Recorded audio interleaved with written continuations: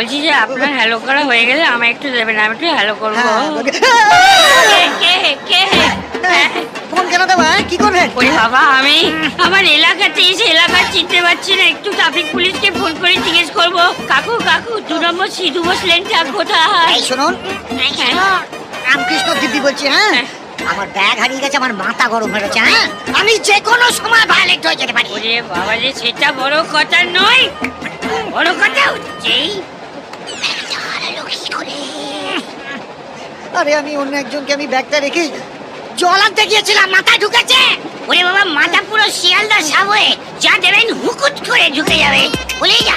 ওরে রামকৃষ্ণ, তারপরেই তো ট্রেনটা ছেড়ে দিল। ওই দেখো, ওই আমার ট্রেনের গল্প। এই সারাদিন ধরে ট্রেন ধরাধরি চলছে, আমি তো ট্রেন ধরিয়ে বেড়াই লোককে। এই তো একজনকে ট্রেন ধরিয়ে দিলাম, আপনাকেও ধরিয়ে দেবো ভাইজি। বলুন কোন ট্রেন ধরবে? হ্যাঁ আমি বলি, হ্যাঁ, আমি, আপনি, আপনি, আমি, এই যে ট্রেনে রয়েছি, ট্রেনে। ভদ্রলোকের ছেলে মনে হচ্ছে, এত মদ কেউ খায়?